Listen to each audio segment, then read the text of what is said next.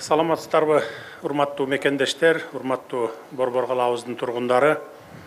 Жарандарды турак жай менен камсыз кылуу мамлекеттин эң башкы милдеттеринин бири. Биз ушул милдетти так жана жоопкерчилик менен ишке ашырууну тынбай улантып келе жатканыбызга өзүңүздөр күбө болуп жатасыздар. Натыйжада бүгүнкү күндө турак жай фондун кеңейтүү аркылуу өз жарандарыбыздын муктаждыктарын акырындык менен канааттандырып келе жатабыз. Анткени ар бир адамдын үй жайга ээ болушу бейпил жашоонун, коопсуздуктун жана келечекке болгон ишенимдин негизи десек болот. Бүгүнкү күндө өлкөбүздүн бардык аймактарында ипотекалык үйлөрдүн курулушу кеңири кулаш жайды. Борбор калабыбыз Бишкек шаарында турак жай комплекстери, ал эми Жалал Абад облусунда көп патрилүү 2 конуш ийгиликтүү бүткөрүлүп, жарандарга жеңилдетилген ипотека шартында берилди. Бүгүн биз Борбор шаарыбыз Бишкекте дагы бир турак жай комплексин мына бул Калый Молдобасазов көчөсүндөгү 225 патрилүү заманбап жана ыңгайлуу үйдү тургундарга тапшырып жатабыз. Мен алгач бул жерге чогулган эл журтту, айрыкча үйлөрүнүн ачкычын чыдамсыздык менен күтүп жаткан мекендештеримди чын дилимден куттуктап өтөйүн. Ак өргөңүздөр кут болсун, коломтоңордон от өчпөсүн.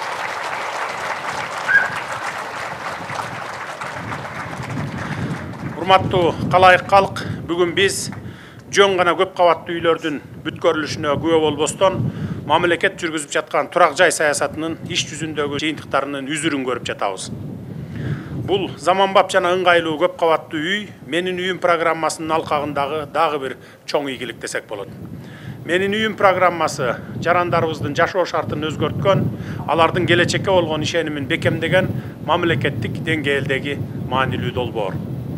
Аталган программа аркылуу Кыргызстанда жалпысынан 70 миңге жакын батирлердин курулушу башталып, алардын басымдуу бөлүгү активдүү фазада турат. Бул үйлөр бүткөн соң 10 миңдеген үй бүлө өз үйүнө ээ болуп, кубанычка бөлөнүп, жашоосунун сапатын жогорулатат десек болот. Бүгүнкү күндө бүткөн үйлөрдү четинен жарандарыбызга тапшырып келе жатабыз. Турак жай маселеси бүгүнкү күндө элибиз үчүн эң куруч темалардын бири болуп келгендиги талашсыз. Ага болгон муктаждык жана суроо талап жылдан жылга өсүүдө. Бул көрүнүш калкыбыздын демографиялык жактан өсүшү, жаш үй бүлөлөрдүн өз алдынча жашоого умтулуусу, чет өлкөдөн кайтып келип жаткан миңдеген мекендештерибиздин өз алдынча үй жай күтүү тилеги менен байланыштуу болуп турат. Менин үйүм программасы дал ушул үмүттөргө жооп берип, жарандардын реалдуу муктаждыктарын учурунда чечүүгө багытталган механизмге айланды. Бүгүнкү күндө бул программага катышып, турак жай алуу үчүн кезекте тургандардын саны 58 миңден ашты. Бул сандар үй жайга муктаждардын эле эмес, жарандарыбыздын мамлекеттик программага арткан үмүтүнүн жана ишениминин ачык көрсөткүчү десек жаңылышпайбыз. Ар бир статистикалык сандын артында реалдуу үй бүлөлөр, алардын тилеги жана үмүтү турат. Биз бүгүнкү күнгө чейин 10.800 үй бүлөнү камсыз кылып койдук. Албетте жарандарыбыздын муктаждыгы мамлекет үчүн дагы чоң жоопкерчилик жаратат. Бирок дал ушундай жогорку суроо талап программабыздын актуалдуулугун туура багытта экендигин жана мындан ары да кеңейтилип күчөтүлүшү керек экендигин тастыктайт. Буга чейинки үй тапшыруу учурларында айтып келдим элем, бул жерден дагы бир ирет кайталап баса белгилей кетейин. Мамлекеттик ипотекалык компания алдыдагы 5 жыл ичинде муктаж болгон жарандарыбызды турак жай менен толук камсыз кылууну максат кылып жатат. Бул чоң пландар жарандардын үй маселелерин чечүүгө багытталган иштин бир гана бөлүгү. Алдыда дагы көптөгөн турак жай долбоорлору ишке ашырылат. Ош, Баткен, Жалал Абад, Ысык көл, Нарын, Талас, биягы Кара Балтадан Токмоктон бери карай үйлөрдүн салынышы кызуу жүрүүдө. Жарандарыбыздын жашоо шарттарын жакшыртууга мамлекеттин бардык болгон күч аракетин жумшап жатабыз. Андыктан турак жай курулушу боюнча стратегиялык пландар узак мөөнөттүү мүнөзгө ээ. Ал эми заманбап жана ыңгайлуу турак жай объектилери келечекте дагы курула берет. Шаарлар менен райондордун борборлоруна бийик кабаттуу үйлөр курулуп бүткөндөн кийин план боюнча айылдарга өтөбүз. Айылдарга деле ушундай шарттарда 25 жылга чейинки ипотекалык негизде жер тамдарды куруп беребиз. Ошентип өлкө боюнча жарандарыбыз айылдарда да өнүккөн өлкөлөрдөгүдөй заманбап үйлөрдө жашагандай шарттарды түзүп беребиз. Бул заманга дагы Кудай буйрса алдыда келе жаткан 5-10 жылда жетип калабыз. Мен ушул жерден райондор менен шаарлардын жетекчилерине кайрылып кетким келип турат.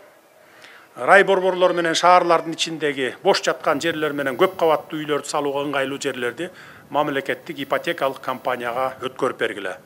Мен 5 жылдан бери кайра кайталап айтып келе жатам.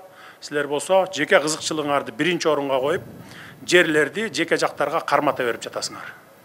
Мына ушундай фактылар менен камалып кеткен мэрлер менен хакимдерди өз мына эл журттагы, жалпы эл журттагы көрдүңөр. 1000 үй бүлөнү батырчу жерди bir кишиге кармата салып жатышат. Албетте чөнтөк кызыкчылыктар үчүн. Кеч боло электе кайткыла мындай коррупциялык көрүнүштөрдөн бийик кабат үйлөрдү курууга мүмкүн болгон жерлердин баарын мамлекеттик ипотекалык компанияларга өткөрүп бергиле, компанияга. Катып жатпагыла андай жерлерди. Биздин өлкөбүздүн аянтынын 94%-ын тоолор ээлейт. 6% түз жерлер. Ошону унутпагыла. Biz бүгүнкү күндө эле эмес, келечек муунду дагы эстен чыгарбашыбыз керек. Ошондуктан колдон келишинче курулуштарды туура карай эмес, бийиктикке карай салганга басым жасашыбыз керек. Урматтуу мекендештер, бүгүн тапшырылып жаткан жаңы үйлөр сиздер үчүн кубаныч менен бакытка бөлөгөн үй бүлөлүк чоң очок болуп берет деп мен ишенемин. Жаңы үйүңүздөр кут болсун.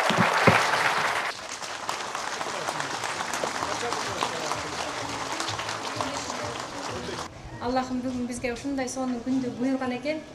Ажообуздун Садыр Нукожоевичтин атынан ачкы чалганыма мен абдан кубанычтамын. Ишиңизге ийгилик.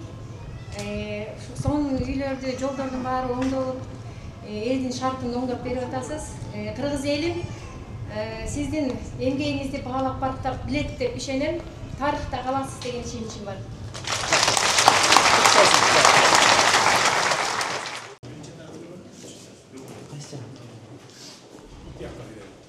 Жакшы күтүп турбу?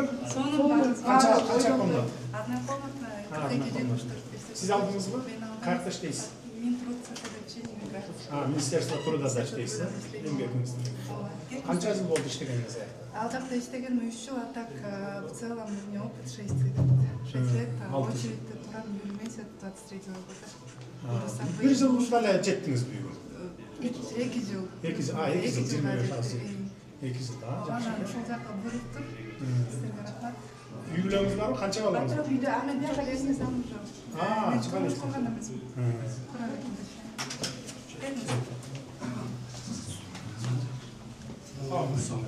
Assalomu alaykum. Саламатсызбы? Жакшы экен? Жакшы, сонун. Сапаты кандай экен, сапаты? Жакты. Бүгүн 8ден жүрүшөт. Сонун, жакшы. Кызыбызга буйруган экен сиздер ушинтип. Элдер көп проблемасын чечип. 2 жылдан бери сүйүнүп азыр. Кичим экениңиз каяктан болот? Мен Алайдан болом. Алайдан? О, жакшы.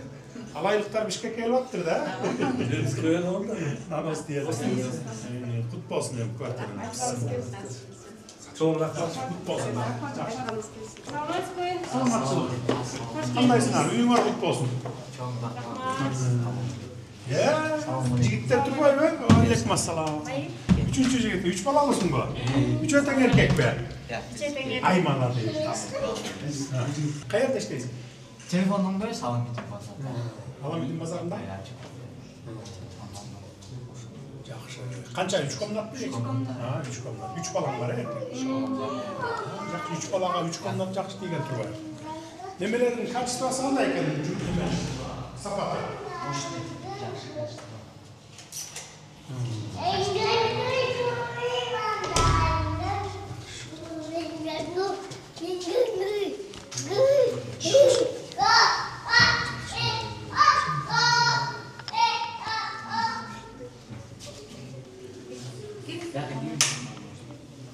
Yaxşılıklarına kızmak, üy olsun. Tamam, rahmat. Kanınız gelsin, rahmat. Kanınız gelsin. Salamatçılar, konuşmalar mutlu olsun. Salamatçılık. Yaxşı olaken bay. Kança yaşta mı? Atın kim? Ya. Atay kaymala deysin. Konuşma artık olsun. Kaç akıllı mı? İki. Atelesine koysalar. Sapatı qanday ekan sapatı? Ayva yaşına. Yaxshi ökür. Ayva yaşına. Rahmat sadırmız. Çok rahmat. Sizge, sizin komandanızga çok rahmat. Строительный компания. Biz ayvayı rahatsızlıkla bildirip atasın. Ben aydadan bayda beri bu geceleri tuğanlarmış. Göz var biz, gözü yok kişi okurlarda görürdük bu işin işleyen adam. Sizin komandanızga bizde Kuday bir 7 milyon devge Kırgız elinde. Şu iki dostu jaratıp o Kudayga min götürür şunu. Sizler ilgari 35 yıl burun gelgende bu ne ürünüzde rüyü olmalı. Şveysarya kalmalı gelirse. Yaxshi ish. Razı olsun. Kachistasi yaxshi. Razı oturalım. Yaxshi turibsizlar. Rahmat sizge dada. Salamatsыңар дагы жолу. Алейкум ассалам. Кут болсун квартираларыңар. Кирип чыктыңарбы? Көрдүңөрбү квартираны? Азыр киребиз. Көрүлексиңерби? Сапатын карап койгула, сапаты начар болсо айтасыңар. Жарайбы? Rahmat sizge çok rahmat. Баарыңар бул жерден үй алгандарыңарбы? Макул эми. Кире элек болсоңар эми азыр киресиңер да? Sizge çok razı. Men karap çıktım эми жакшы эле экен, жакшы эле. Сапаты деле жакшы эле экен. То баягы кээ бирөө арызданып атпайбы? Сапаты начарыраак болуп калыптыр, шашылып жасай коюптур деп. Эми андай да болушу мүмкүн. Биз эми бат-баттан жасагыла, бат-баттан үй менен камсыз кылалы деп талапты коюп атабыз да. Бая долгострой деп коет, орусча айтты. Ошондой болбосун деп атабыз да. Sizge de Туруп калбасын деп. Allah sizden razı olsun. Sizge çok razı. Var olsun ardayım. Жакшы. Кимиңер алдыңар квартира? Кана. Алгандар кол көтөрүлөчү квартира. Сизди койчу. Сиз сайдикте иштейт экенсиз, Сиз каякта иштейсиз? Мен IT специалистмин. IT? Кайсы жакта, кайсы эмеде? Өзүм жеке компания. Жеке компания. Кезек менен алдыңыз да? 25 жылга алдыңызбы? 18 жыл. 18 жылга? Жарымын төлөп алгандардасызбы? 50%. 25 жылга ким алды? Я алып турмун. 25 жылга? Канча комната алдыңыз?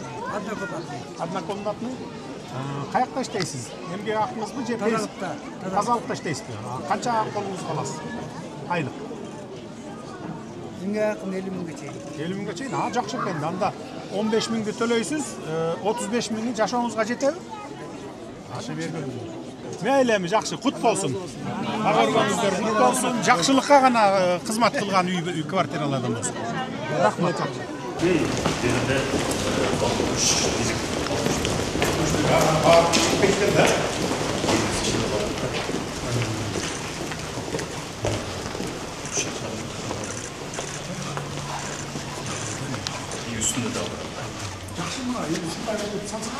Качество карап, качество. Карап бул региондогулардын бардыгына шашпагыла.